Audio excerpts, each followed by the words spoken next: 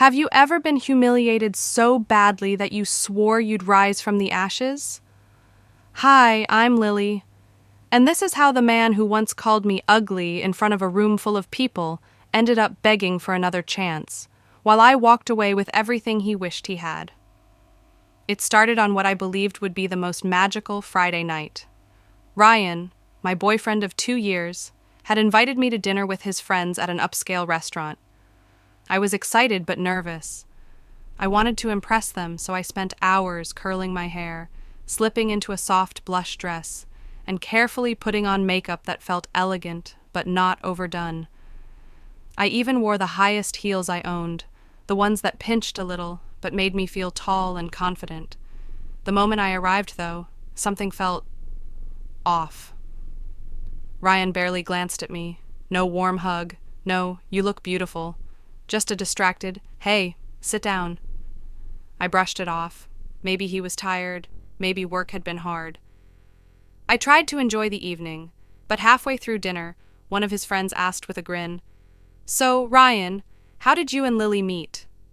Ryan smirked, looked me up and down, and said loud enough for the entire table to hear, "Honestly," I felt sorry for her. "She isn't exactly, a model." Everyone laughed. My face burned, but I forced a smile. Maybe it was a joke? Maybe he didn't mean it. Then Ryan leaned back, slid his arm around the girl sitting next to him, and said, "Actually, I've been thinking, maybe we should see other people. Lily, you're too plain for me. A girl like you should be grateful I even dated you." The restaurant went silent, except for my heartbeat pounding in my ears. And then he stood up.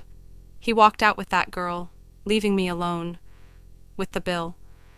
The waiter handed me the receipt with a look I'll never forget. I wanted to disappear, to cry right there, but instead I signed, stood tall, and walked out. My heart was breaking, but I wouldn't let anyone see it. That night, as I lay awake replaying every word, I made a quiet promise. No one will ever make me feel that small again. I'll become someone no one dares to mock. The weeks that followed were brutal, but I refused to stay down. I threw myself into my work at a tiny boutique marketing firm, then enrolled in an evening course in digital branding. I started going to the gym, not because I hated my body, but because I wanted to feel strong inside and out. Slowly, something changed. My posture straightened. My smile came back, real this time. I began sharing styling tips on social media at my manager's suggestion. My hands shook when I posted the first video, but it went viral overnight. By month 6, I had nearly 1 million followers. Big brands reached out for collaborations. Magazines asked for interviews. My inbox was a flood of opportunities. Suddenly, I wasn't just surviving Ryan's rejection. I was living a life I'd only dreamed about. Trips to Paris and Milan, designer gowns sent to my door, people stopping me on the street to say they loved my content. And then, the past came knocking. One bright morning, I woke to my phone buzzing with 13 missed calls. Same unknown number, over and over. I finally answered. "Lily? It's me. Ryan." I nearly laughed. His voice was hesitant, like he didn't know whether I'd hang up. He told me he'd been following my success, that he was so proud of me. Then he said the words I didn't expect. "We should catch up. Maybe dinner?" At that restaurant where we, had our last meal. My heart raced, not because I wanted him back, but because I realized this was my moment. That evening, I slipped into a custom-made gown, a shimmering silver dress a designer friend had sent me.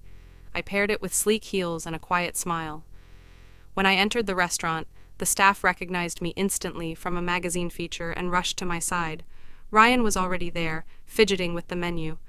When he saw me, his jaw literally dropped. "Lily, wow, you look incredible." I sat down gracefully, thanking the waiter as he poured champagne. Ryan's eyes darted around. Maybe he noticed how differently people treated me now. He tried small talk, but I could hear the tension in his voice. He spoke about his failing business, how lonely he'd been, how he missed us. Every sentence was laced with regret. Finally, he leaned forward, eyes searching mine. I was stupid, Lily. I didn't see your worth. Please give me another chance. Slow, poised tone. I let the silence stretch, savoring the irony. Then I said, Ryan, the girl you mocked that night doesn't exist anymore. The woman sitting here built herself from the ground up. She doesn't need your approval or your company. I placed a crisp $100 bill on the table, smiled, and added, Dinner's on me, since you left me to pay last time. And just like that, I stood, my heels clicking against the marble floor, and walked out. I didn't look back, but I didn't need to. I knew exactly what I'd see. Ryan, speechless, realizing what he'd thrown away. People sometimes ask if I regret that awful night. The truth? I don't. That humiliation lit a fire inside me. It made me chase my potential, build my strength, and create a life I adore. So if anyone has ever tried to break you with their words, remember this. Let their cruelty be your fuel. Rise, shine so brightly they can't look away, and when they finally see your glow, you'll already be too far ahead to care.